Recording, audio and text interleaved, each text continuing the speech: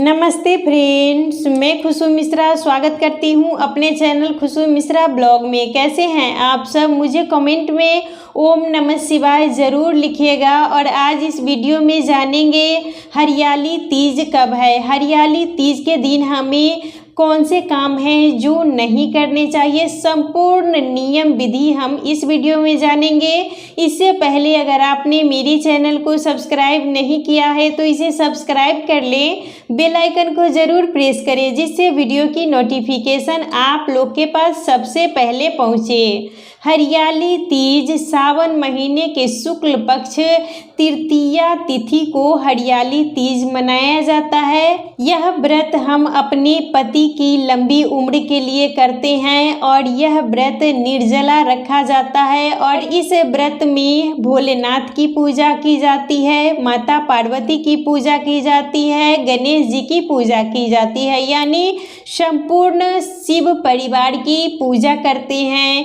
और आप चाहें तो फोटो की भी पूजा कर सकते हैं, नहीं तो मिट्टी से भी शिवलिंग बना के, माता पार्वती का मूर्ति बना के और गणेश जी तीनों की हम पूजा करेंगे।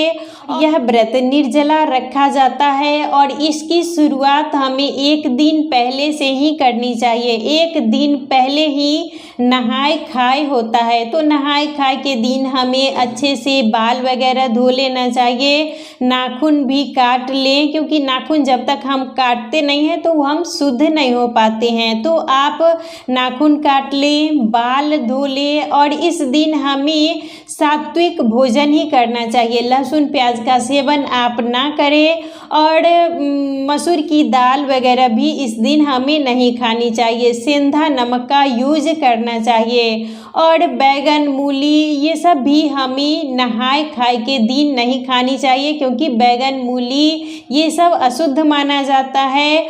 और नहाए खाए के दिन हमें इन्हीं सब नियमों का पालन करना चाहिए। और उसके अगले दिन हम व्रत रखते हैं, तो इस व्रत में सरगी किया जाता है, यानी सुबह में व्रत के भोर में हम कुछ मीठा खाएं।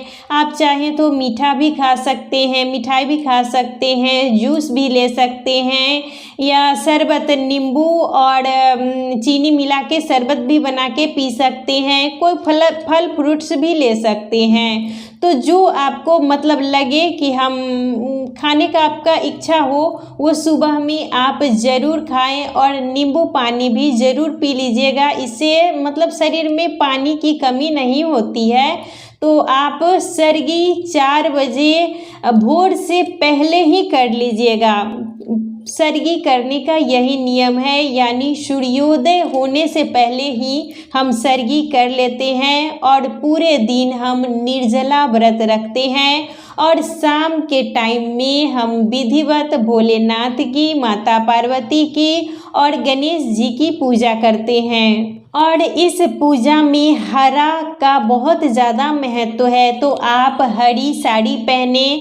और मान लीजिए आपको अगर नया नहीं उपलब्ध हो पा रहा है तो जो पहले का पहना हुआ साड़ी भी है उसको भी हम धो के पहन सकते हैं।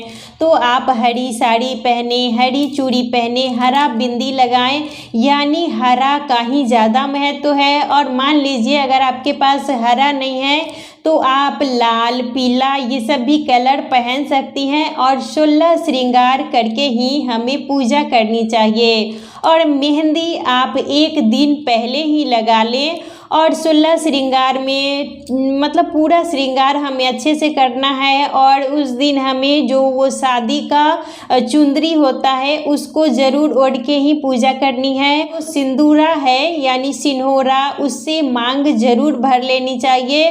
कोई भी पूजा पाठ में हमें सिंदूरा से मांग जरूर भरनी चाहिए और उसके बाद ही पूजा करनी चाहिए। पैर में महावर लगा ले, बिछुआ पायल, यानी जो भी 16 श्रृंगार होता है वो करके हमें पूजा करनी चाहिए।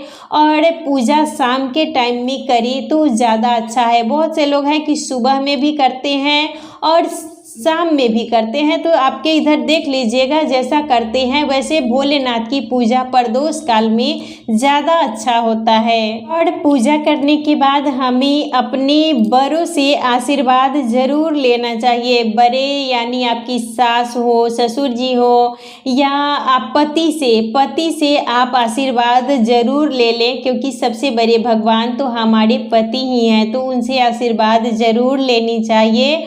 और यह व्रत निर्जला रखा जाता है, तो इसमें कुछ भी खाना पीना नहीं है। और हरियाली तीज में सास को बायना भी दिया जाता है। तो बायने में आप साड़ी और श्रृंगार की सामग्री, खाने पीने की वस्तु यानी सास को दें। और मान लीजिए जिनकी सास नहीं है तो वो अपने से जो बड़े हैं घर में, मान लीजिए उनकी जेठानी है, बड़ी ननद है, तो उनको भी ज़रूर देनी चाहिए। और पूजा में हमें श्रृंगार की वस्तु ज़रूर चढ़ानी चाहिए। आप मेहंदी, चूड़ी, हरी चूड़ी या बिंदी, महावर, नेल पॉलिश, मतलब जो भी श्रृंगार का सामग्री होता है वो माता पार्वती को हमें ज़रूर चढ़ानी चाहिए।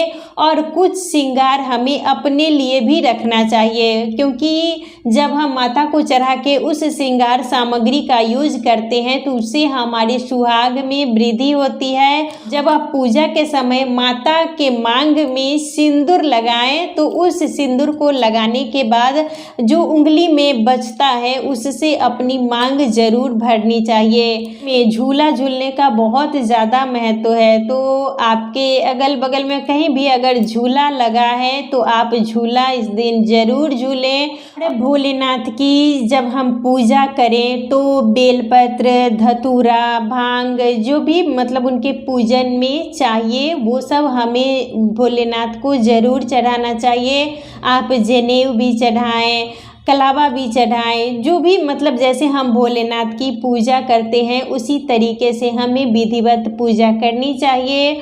और अगले दिन हम पारण करते हैं। तो पारण के दिन हमें सूर्योदय से पहले उठना है और उठने के बाद हमें दातुन का यूज करना है। उस दिन हमें ब्रश का यूज नहीं करना चाहिए, क्योंकि उसी ब्रश का यूज हम डेली करते हैं। आप चाहें तो नया ब्रश, अगर आपको दातुन नहीं मिलता है तो आप नया ब्रश रखें और व्रत के दिन भी आप दातुन का ही यूज करें और पारण के दिन भी दातुन का ही यूज करना चाहिए। दातुन करने के बाद आपको स्नान कर लेनी चाहिए। पूजा आप भोलेनाथ की, माता पार्वती की करें, उसके बाद ही हमें चौकी हटानी चाहिए। रात में बहुत से लोग हैं कि रात में भी चौकी हटा देते हैं, लेकिन सुबह में हटाना वो ज़्यादा अच्छा होता है। और आप दान ज़रूर करें। कोई भी जब आप पूजा करती हैं तो दान हमें ज़रूर करना चाहिए। तो आप जो भी मतलब दान में देना चाहती हैं वो दें। और शुद्ध सात्विक भोजन ही पारण में हमें खाना चाहिए। ज़्यादा गरिष्ठ भोजन ना खाएं। और पारण करने से पहले हमें कुछ गर्म चीज़ें पी लेनी चाहिए। इससे मतलब हमारा गला खराब नहीं होता है। तो आप दूध भी पी सकते हैं, चाय भी पी सकते हैं। तो पारण से पहले हमें कुछ गर्म वस्तु, गर्म चीज़ ही लेनी चाहिए, उसके बाद ही आप भोजन करें। इससे मतलब बहुत से लोगों का गला छिल जाता है जब वो फास्टिंग में रहते हैं और कुछ अगर ठंडी वस्तु खा लिए या अन्न भी पहले खा लेते हैं तो गला छिल जाता है। तो हमें सबसे पहले गर्म चीज़ ही लेनी चाहिए, उसके बाद पारण करना चाहिए।